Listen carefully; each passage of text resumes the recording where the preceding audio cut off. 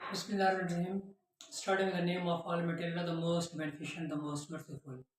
Dear brothers, Assalamu alaikum. I hope you will be fine.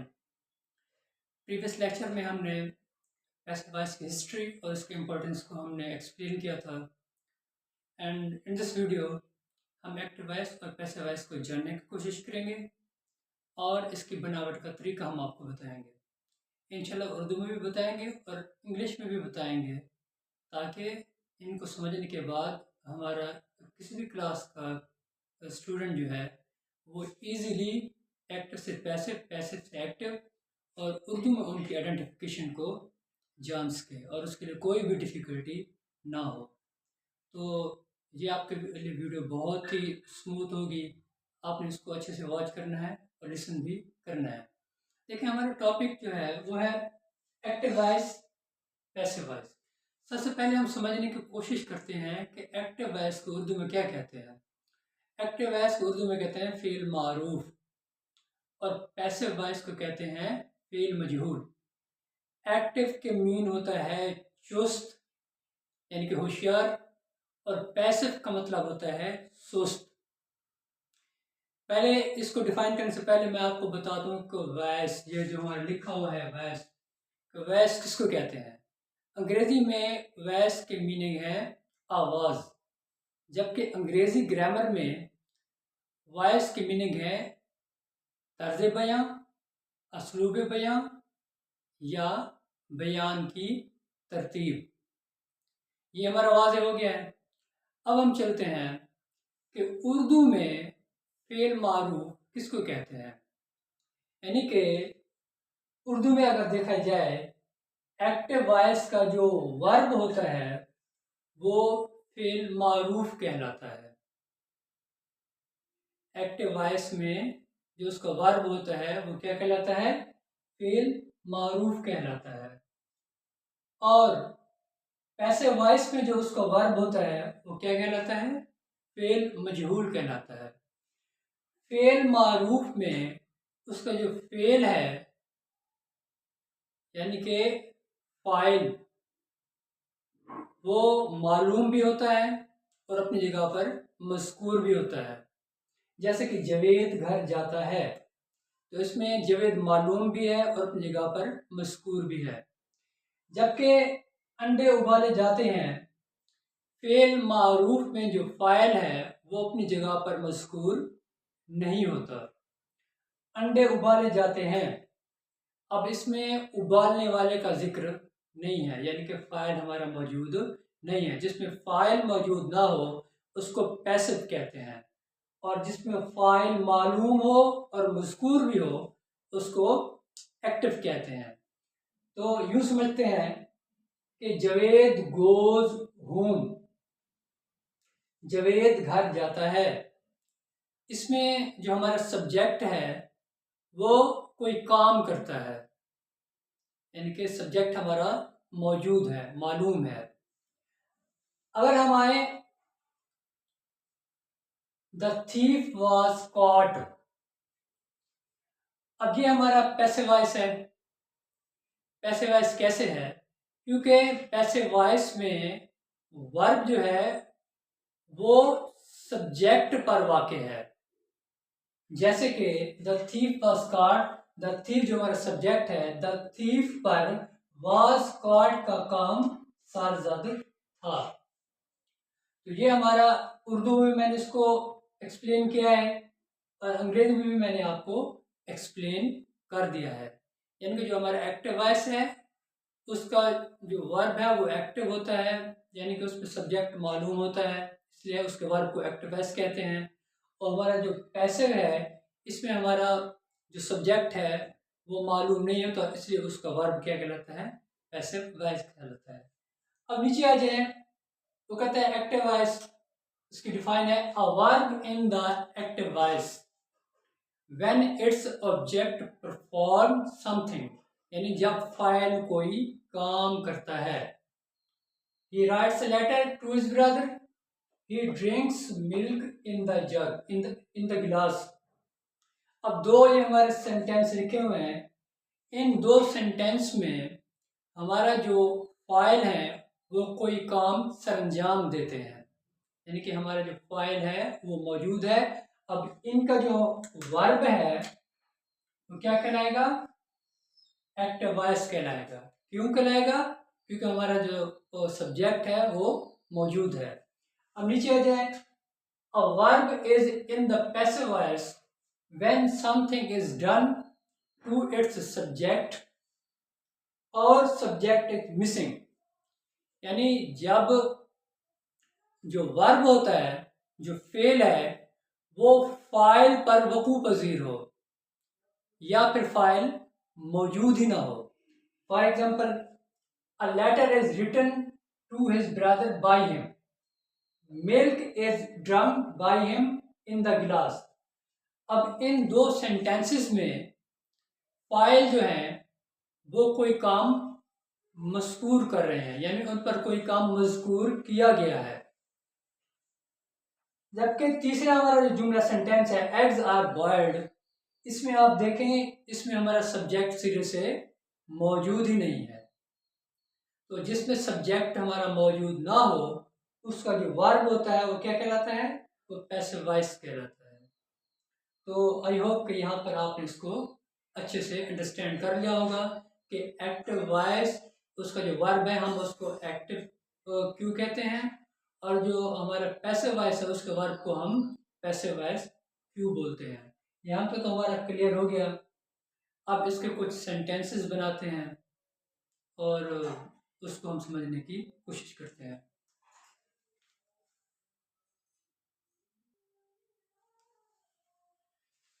Date हम पर मैंने कुछ ऑलरेडी सेंटेंसेस लिखते हैं ताकि हमारा टाइम जो है ना वो ज़्यादा वेस्ट ना हो।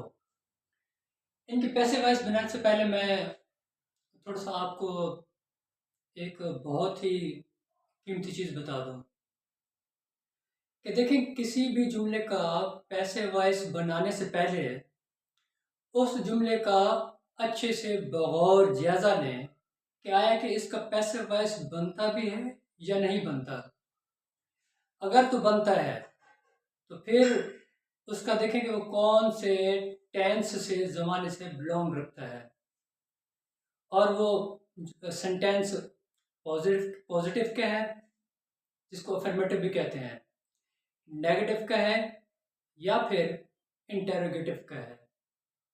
तो इन चीज़ों को मद्देनज़र खातिर रखकर फिर हम उनके प्रिंसिपल्स के मुताबिक उनको हम क्या बनाएंगे?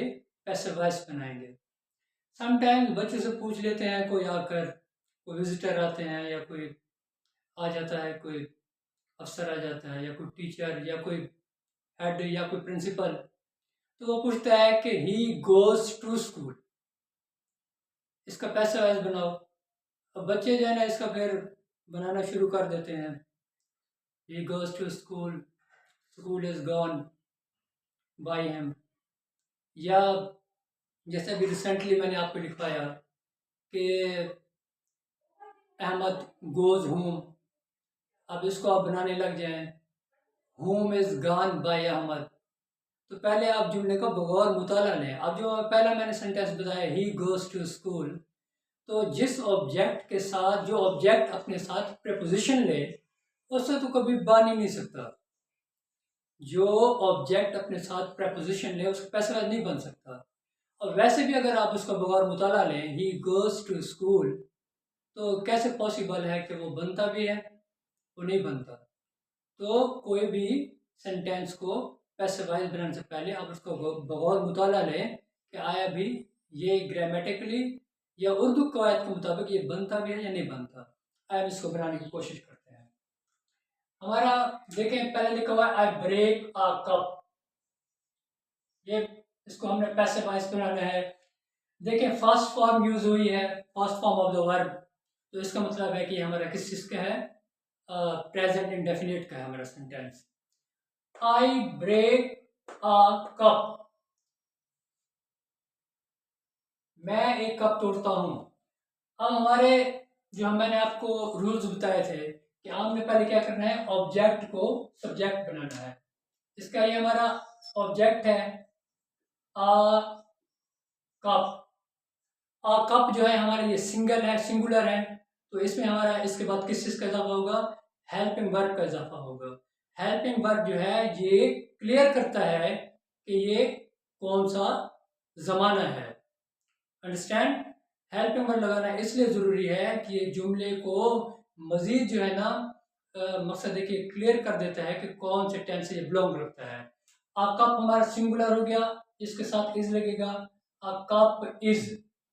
अब इसके बाद third form broken, BROKN broken. इसके बाद हमने बाई का इजाफा करना है और प्रोनाउंस की चेंजिंग करनी है। आई का ऑब्जेक्ट क्या बनेगा? मी बनेगा। A cup is broken by me. इसके बाद हमारा सेंटेंस दूसरा, दे ईट एप्पल्स। अब इसमें देखें ये आपका सब्जेक्ट हो गया, ये आपका वर्ब हो गया, ये आपका ऑब्जेक्ट हो गया। तो ईट first form of the verb है, यानी कि ये प्रेजेंट इंडेफिनिट से बिलोंग रखता है।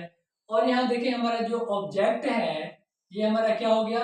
ये एप्पल्स हो गया। और एप्पल क्या है? ये प्लूरल है।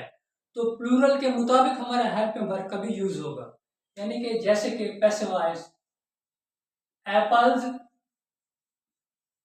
अब ज्यादा है तो सिंगुलर के लिए इज इस्तेमाल होता है और प्लूरल के लिए क्या इस्तेमाल होता है?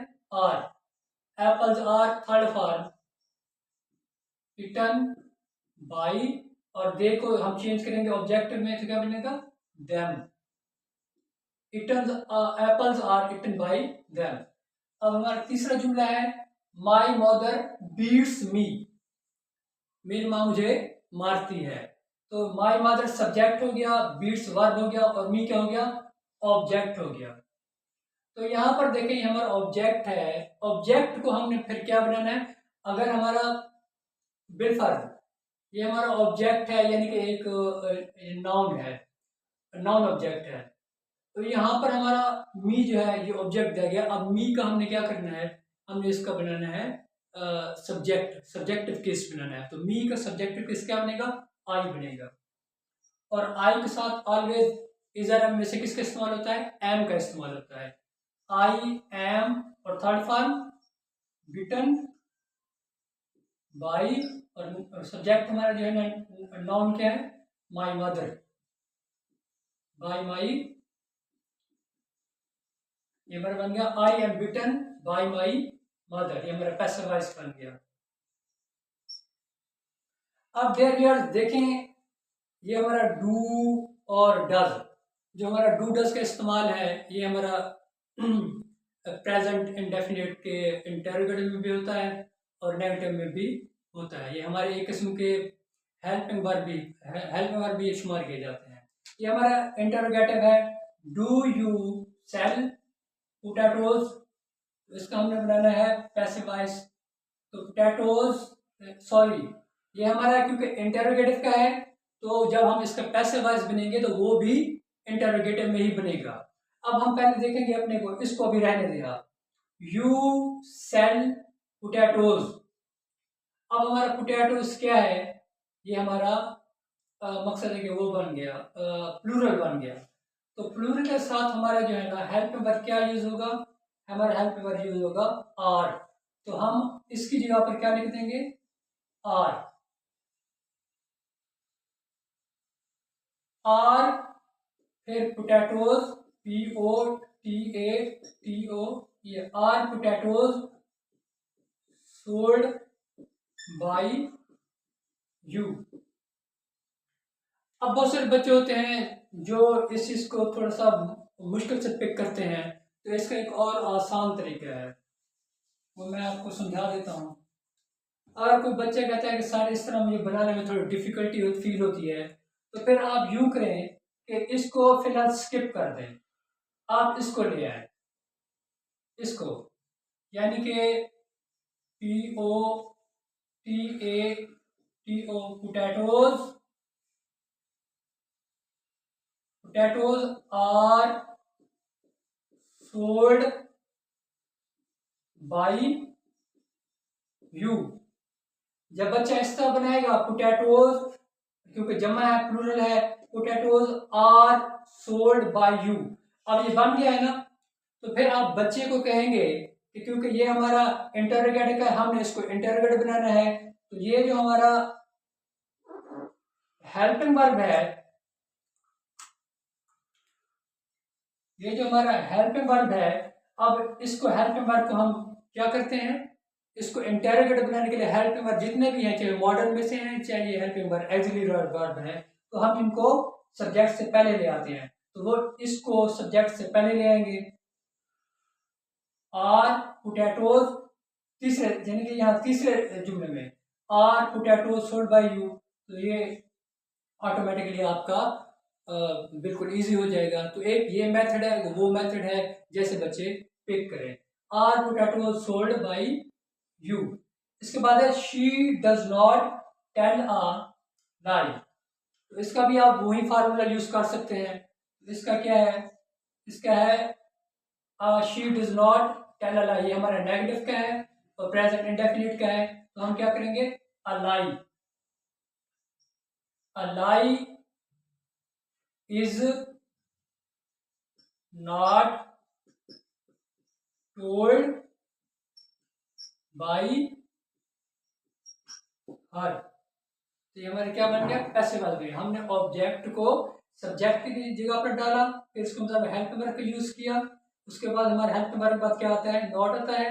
उसके बाद हमने थर्ड फॉर्म में फिर बाय लगाई, फिर हमने चेंजेस ऑफ प्रोनाउंस किया हर। अब इसके बाद है ये हमारा तो हो गया प्रेजेंट इंडेफिनिट। तो इंडेफिनिट किसको कहते हैं, यानी कि ऐसा जुमला जो गैर वाजे हो, ठीक है ना। अब मिसाल के तौर कहते हैं दे ईट एप्पल्स, वो सेब खाते हैं। अब इसमें डेफिनेटली बात नहीं की गई, यानी कि वो 5 मिनट बाद खा सकते हैं, 10 मिनट बाद खा सकते हैं, 20 मिनट बाद भी खा सकते हैं, यानी कि वो डेफिनेट नहीं है, इनडेफिनेट है, गैर वाज़ेह है। तो इसलिए हम इसको कहते हैं प्रेजेंट इंडेफिनेट टेंस। अब ये जो हमारा है, ये वाले, ये है प्रेजेंट कंटिन्यूअस टेंस, यानी कि ऐसा प्रेजेंट कंटिन्यूअस टेंस, यानी कि ऐसा काम जो मौजूदा ज़माने में जारी हो। तो I am writing a letter, इसमें इज़म का इस्तेमाल किया जाता है और मकसद है कि वर्ब की पहली फॉर्म के साथ आई का इस्तेमाल किया जाता है, जिसको प्रेजेंट पार्टिसिपल भी कहते हैं। तो इसका सिर्फ सिंपल थोड़ी सी चेंजिंग है। ये हमारा अ लेटर हो गया, ऐसे वाइस, ये हमारा क्या हो गया, ये हमारा ऑब्जेक्ट हो गया। हम लिखेंगे a letter, a letter, letter जो है ना हमारा सब्जेक्ट की जगह पर आ गया, ऑब्जेक्ट हमने सब्जेक्ट बना दिया। अब इसकी जगह पर हेल्प वर्ब किसका इस्तेमाल होगा, इसका इस्तेमाल होगा, क्योंकि आई के साथ सिर्फ एम इस्तेमाल होता है। अ लेटर इज, अब प्रेजेंट कंटिन्यूअस टेंस में बच्चों हमने किस चीज का इस्तेमाल करना है, बीइंग का इस्तेमाल करना है। A letter is being written by, और आई की जगह पर क्या आएगा, मी, क्योंकि इसका जो प्रोनाउन की तब्दीली है आई का मी बनता है। ये हमारा बन गया letter is being written by me. एक बार पैसिव वॉइस बन गया। अब यहाँ पर आते हैं they are not helping me. ये हमारा यहाँ से अंदाजा होता है कि हमारा क्या हो गया, प्रेजेंट कंटिन्यूअस को हो गया।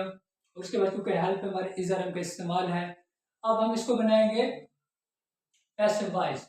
तो ये हमारा ऑब्जेक्ट है, तो ऑब्जेक्ट को हमने किस में बनाना है, सब्जेक्ट में। तो मी का क्या सब्जेक्ट किस बनेगा, आई, और आई का हेल्प वर्ब क्या आता है, एम। आई एम, और हेल्प वर्ब के बाद फॉरन क्या आता है, not. I am not being का इजाफा करना है, बीइंग हेल्प्ड बाई, और दे का क्या बनेगा, देम। इसके बाद है आर यू टीचिंग हिम। ये देखिए हमारा हेल्पिंग वर्ब है, उसके बाद सब्जेक्ट है, फिर वर्ब है, फिर ऑब्जेक्ट है। Are you teaching him. अब इसको भी आप वही फार्मूला यूज कर सकते हैं। मिसाल के तौर पर हम ले he is being taught, he is being taught by you. ये हमारा बन गया है, क्योंकि ये हमारा क्या है, ऑब्जेक्ट है। ऑब्जेक्ट को जो हम सब्जेक्टिव केस बनाएंगे तो इसका क्या बनता है, सब्जेक्टिव केस ही बनता है, और ही के साथ इसका इस्तेमाल होता है, ही शी इट, या सिंगुलर नाउन, तो इसका इस्तेमाल होता है he is being taught by you. फिर आप इसको, क्योंकि ये हमारा इंटरोगेटिव में है, फिर इसका हेल्प नंबर हम बाहर निकालेंगे, is he being taught by you, और आगे क्वेश्चन मार्क। तो ये वाला जो हमारा जुमला है ये और ये, इसका आंसर ये बनेगा। तो ये हमारा करेक्ट हो जाएगा। ये उसी सूरत में बनेगा कि जब आपको डायरेक्ट बनाना नहीं आता, तो फिर आप उसको पहले सिंपल में लेंगे, सिंपल बनाकर फिर हेल्प नंबर को बाहर निकाल लेंगे। तो ये आपका वो भी इंटेरोगेट है, तो हमने इसको इंटेरोगेट बनाना, तो ये हमारा इससे इजी हो जाएगा। इसके बाद है he is not blaming me, वो मुझ पर इल्ज़ाम नहीं लगा रहा है। तो ये हमारा प्रेजेंट कंटिन्यूअस का है। इसमें हमारा जो ये ऑब्जेक्ट है, ऑब्जेक्ट को हम क्या बनाएंगे, आई बनाएंगे। आई के साथ हेल्प नंबर किस का इस्तेमाल होता है, एम का इस्तेमाल होता है। आई एम नॉट, और किस चीज़ का इजाफा करना है, बीइंग का, क्योंकि प्रेजेंट कंटिन्यूअस के पैसिव में बीइंग का इजाफा किया जाता है बाई, ही का क्या बनेगा, हिम। अब ये हमारा प्रेजेंट इंडेफिनिट का भी हो गया, यानी पॉजिटिव हो गया, इंटेरोगेटिव हो गया, नेगेटिव भी हो गया। इसके बाद प्रेजेंट कंटिन्यूअस टेंस, इसका यानी कि अफर्मेटिव भी हो गया, और इसका प्रेजेंट इसका नेगेटिव नेगेटिव भी हो गया, और इसका इंटेरोगेटिव भी हो गया। अब हमारा प्रेजेंट परफेक्ट टेंस है, यानी जो काम मुकम्मल हो चुका हो, मैं खाना खा चुका हूँ, यानी मुकम्मल हो गया काम। आई हैव, इसमें हैज हैव का इस्तेमाल होता है। ये हैज हैव जो है ना प्रेजेंट की फॉर्म में है, और हैज हैव के साथ थर्ड फॉर्म का इस्तेमाल किया जाता है प्रेजेंट परफेक्ट टेंस में। तो इसके बाद इसका क्या बनेगा, पैसिव वॉइस, इसका बनेगा स्वीट्स। स्वीट्स क्योंकि जमा है, प्लूरल है, स्वीट्स हैव। अब इसमें किस चीज का इजाफा किया जाएगा, इसमें एक चीज का इजाफा किया जाएगा प्रेजेंट परफेक्ट टेंस में, कि यहाँ पर बीन लगाया जाएगा, सिर्फ बीन का इजाफा किया जाएगा। स्वीट्स हैव बीन, बाकी वैसे का वैसा, इटन बाई मी, ये हमारा क्या बन गया, पैसिव वॉइस बन गया। इसके बाद है हमारा she has caught a pigeon. वहां पर आई के साथ हैव का इस्तेमाल किया जाता है, शी के साथ हैव, प्लूरल के साथ हैव का इस्तेमाल किया जाता है, और सिंगुलर के साथ हैज का इस्तेमाल किया जाता है, यानी कि ही शी इट या कोई सिंगुलर नाउन। जैसे कि she has caught a pigeon, ये हमारा एक पिजन है, ये हमारा ऑब्जेक्ट है, हम सब्जेक्ट की जगह पर ले आएंगे PIGEON। A pigeon has been caught by, और शी का क्या बनेगा, चेंज, इसका सब्जेक्ट ऑब्जेक्ट क्या बनेगा, हर, यानी कि she a pigeon has been caught by her. ये तो आपको समझ में आ गया, हेल्प नंबर का इस्तेमाल हुआ। इसमें जो है ना हमारा, इसमें भी वही हेल्प नंबर है, लेकिन इजाफा किस चीज का हुआ है, सिर्फ बीइंग का इजाफा हुआ। और इसमें किस चीज का इजाफा हुआ है, यानी कि प्रेजेंट परफेक्ट में इसमें सिर्फ बीइंग का इजाफा किया गया है। हैज के बाद क्या लगा देंगे, बीन लगा देंगे।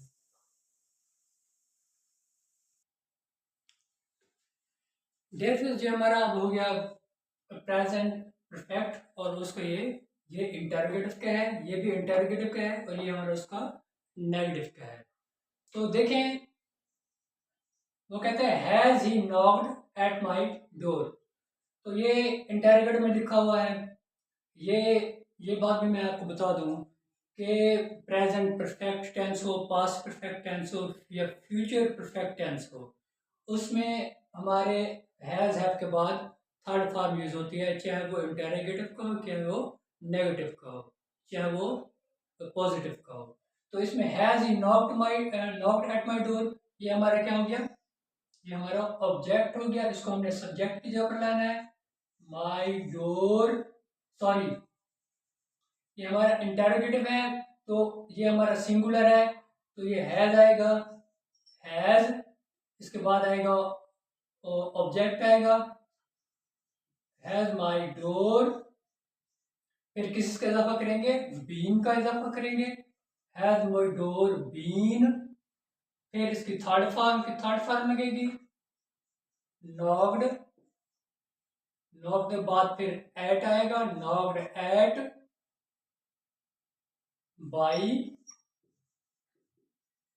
हिम और क्वेश्चन मार्क। इसके बाद ये हमारा देखें, have you copied their letters, letters कर लें यहाँ पर।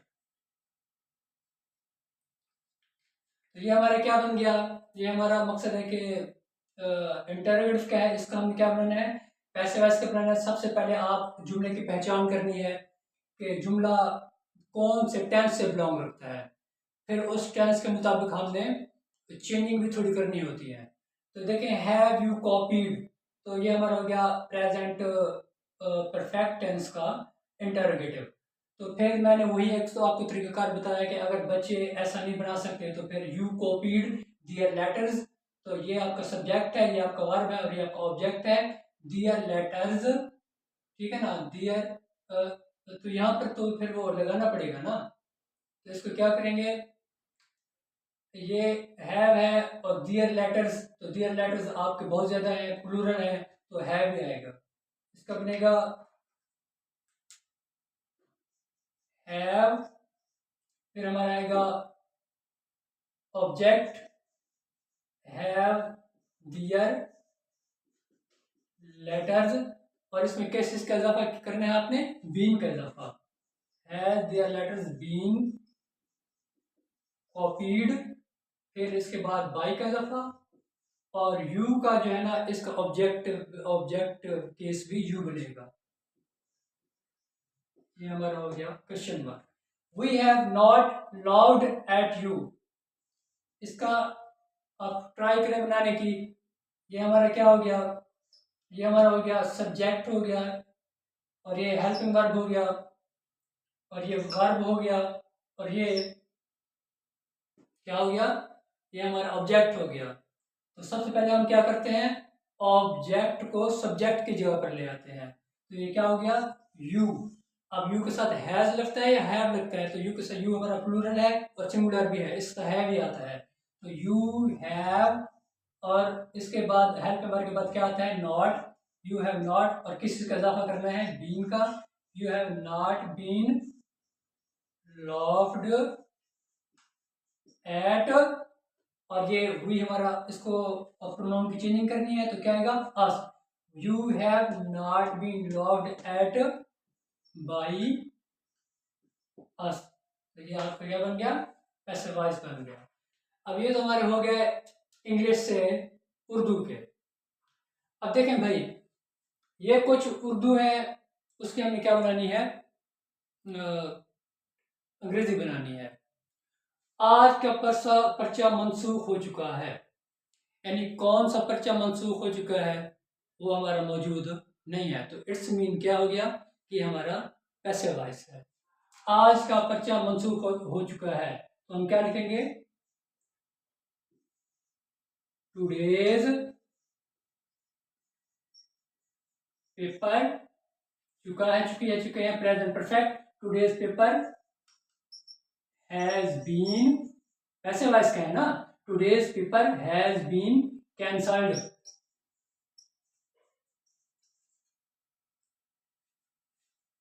तो ये हमारा क्या हो गया, ये हमारा पैसिव वॉइस का हो गया। इसके बाद है, क्या मेरा पर्चा देखा जा रहा है, तो रहा है, रही है, रहे हैं, कौन सा हो गया, प्रेजेंट कंटिन्यूअस का। तो प्रेजेंट कंटिन्यूअस में क्या होता है, ये उसका इंटरोगेटिव हो गया, तो उसमें इज का इस्तेमाल किया जाता है, क्या मेरा पर्चा देखा जा रहा है, तो is my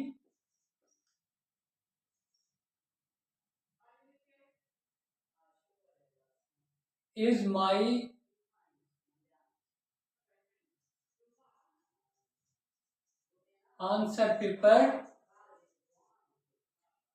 is my answer paper being checked, is my answer paper being checked, क्या मेरा पर्चा देखा जा रहा है। और इसके बाद है, क्या उसकी तस्वीर उतारी जाती है, तो ये हमारा प्रेजेंट इंडेफिनिट का हो गया, यानी कि इसमें किस चीज का इस्तेमाल होगा, डूडस का इस्तेमाल होता है। लेकिन क्या उसकी तस्वीर उतारी जाती है, पता नहीं किसकी उतारी जाती है, तो इसमें हमारा डू डस का इस्तेमाल नहीं होगा क्योंकि पैसिव वॉइस है। पैसिव वॉइस में किस चीज़ का इस्तेमाल होता है? हेल्पिंग वर्ब इज का इस्तेमाल होता है। तो ये वैध है लड़की। तो is she photo is she photographed, क्या उसकी तस्वीर उतारी जाती है? यानी तस्वीर उतारी जाती है मतलब तस्वीर ली जाती है, जैसे हम अपनी तस्वीर बनाते हैं।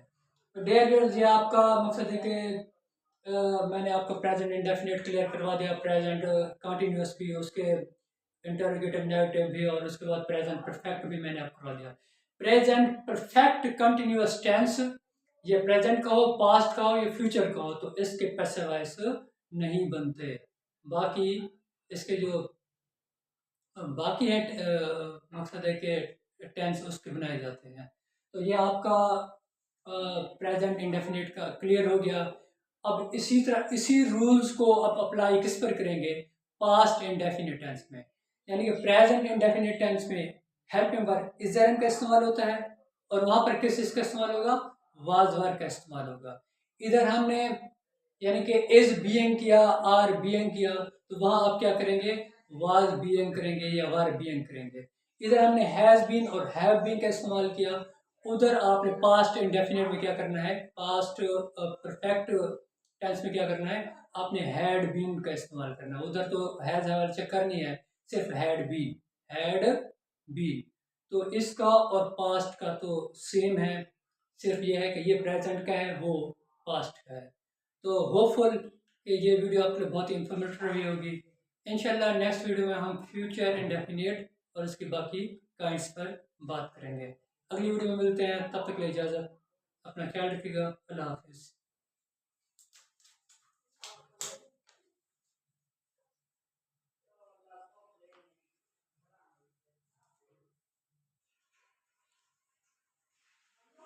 यहाँ पर अगर पेपर बुक लिख दिया जाए